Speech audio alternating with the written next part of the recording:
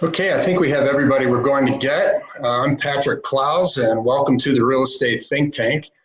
Today we're going to look at some very interesting and special real estate just outside the city of Boulder.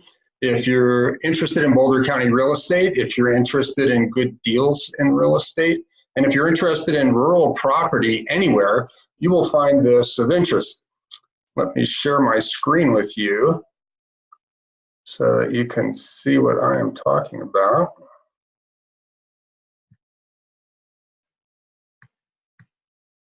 There we go. Stalking the wild deals in Boulder County's Fertile Crescent. Well, what's the Fertile Crescent? Why call it the Fertile Crescent? You probably didn't even know Boulder County had a Fertile Crescent. Well, it does. Why the Fertile Crescent? Because Mesopotamia, that's why. Between the rivers, there are 5 creeks that flow together. Ultimately, they come together and join the Platte and flow out to the Missouri. But as they just come out of the foothills, they are sources of irrigation water. And so it's the Fertile Crescent because it is very fertile, and the fertility comes from all that water. It gets diverted from these 5 creeks and is used to water all sorts of crops and trees and gardens and so forth. It's also Mesopolitica, which means between the cities, but nobody talks like that. But these are not the cities, not the towns. So it's between Boulder and the surrounding communities. It looks something like this. That's the Fertile Crescent. That's what we're talking about. What's so special about that? Well, that real estate's not like the mountains. It's certainly not like the cities and towns.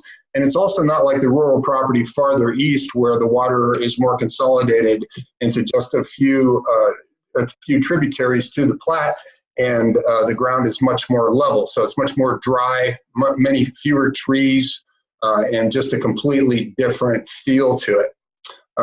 What are the lifestyle advantages of the Fertile Crescent? There's a trend towards urbanization. People want to live closer together in many cases, but that's not everybody. And for those who find it appealing in the Fertile Crescent, outside the city, we find less traffic, less noise, less pollution, less crime. There's a crime map of Boulder County. That's something interesting to look at in your spare time. There's more space. You have more privacy. You're at a lower elevation if you have health issues. A reason why, if you're considering living outside the city, you might rather live in the Fertile Crescent than live in the mountains. A better commute? Maybe, depends on where you commute to. If you're commuting to any place outside the city, saving that 10 or 15 minutes that you have to battle your way through Boulder traffic to get there can make a difference. You're closer to nature. There's more natural beauty. There's more wild animals, birds, stars at night.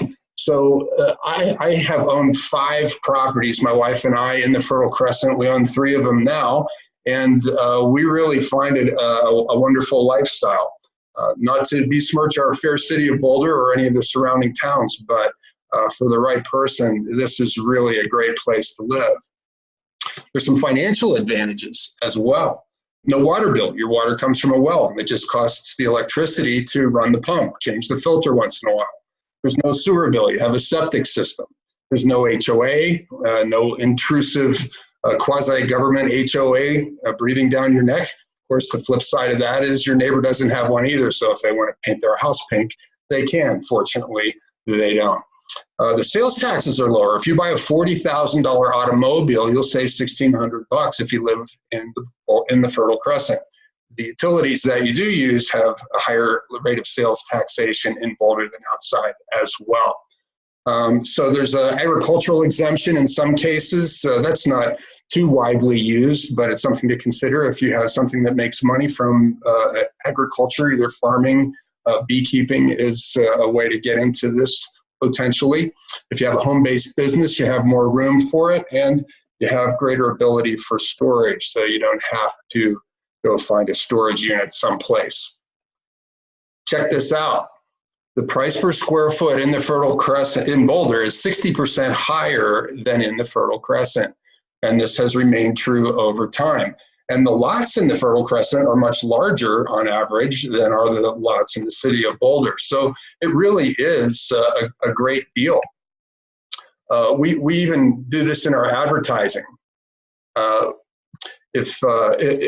We did this comparison. These are two listings of ours. The one on the right was already sold, so don't let yourself think that we were throwing our client under the bus by spinning this advertisement in favor of the left-hand property.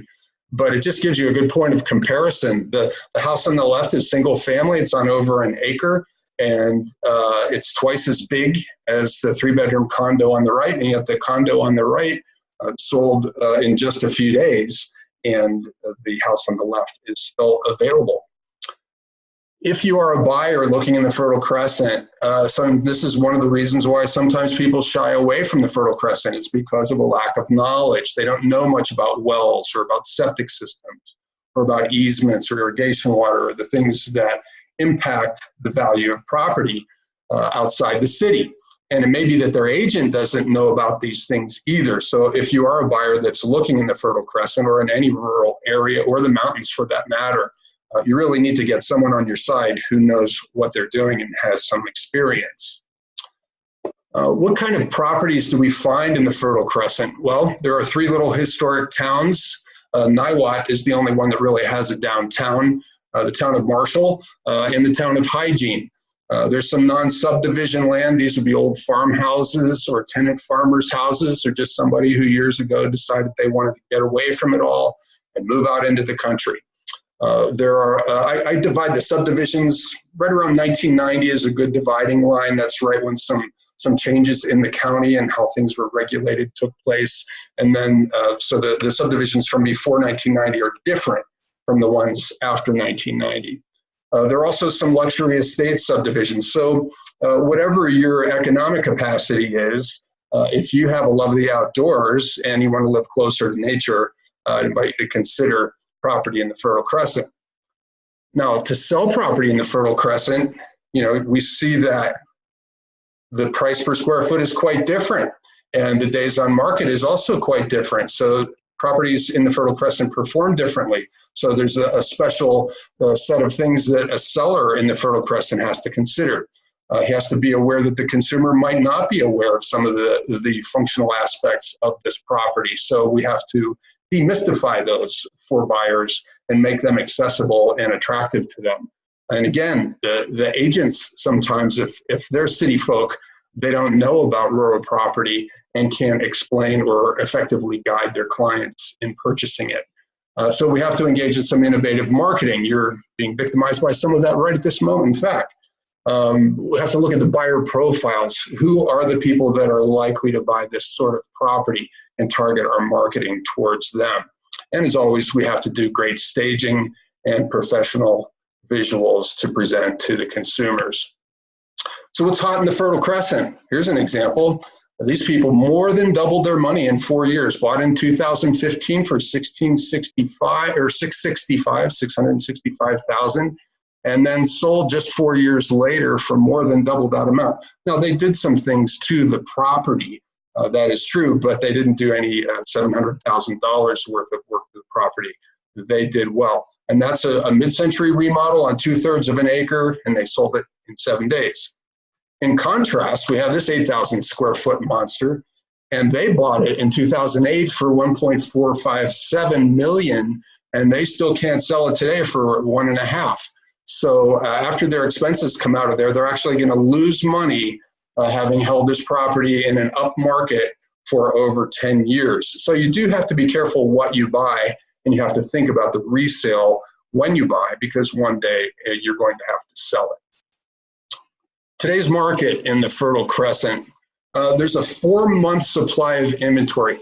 4 months of inventory in general is the beginning of a balanced market. 4 or 5 months of inventory is a balanced market that favors neither buyer nor seller.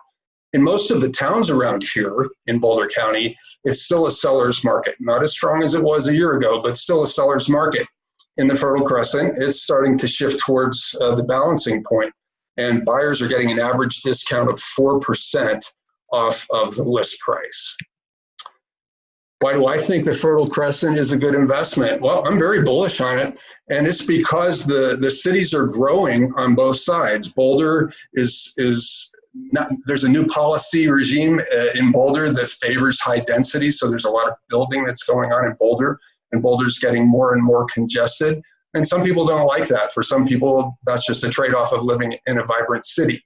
For others, they'd like to get away from it all at the end of the day, and they'd rather be away from that. Likewise, the towns on the perimeter, Lyons, Longmont, Lafayette, Louisville, and Superior, those places are all growing as well. So this land in between that is like no other is going to become more and more rare and valuable. There's no opportunity for new subdivisions in the Fertile Crescent. Most of it is controlled either by regulation or it's owned outright by the government. That's why there are a lot of open space trails and things in the Fertile Crescent. And the long-term owners, the people who bought 30, 40, 50 years ago, they're slowly leaving the area. And so that leaves opportunity for people to come in and do what that property did that I just showed you a moment ago, to buy something from the mid-century, fix it up real nice. You have a great place to live, and you have a really smoking hot investment as well. The perimeter towns are ever getting classier, so this land in the middle, I believe, has a very bright future. Here's today's best deal in the Fertile Crescent. And this is that house that I showed you before. It is our listing. It is the cheapest house on a half acre or more in the Fertile Crescent. It's listed at $749,000, and I hope you'll call me about that.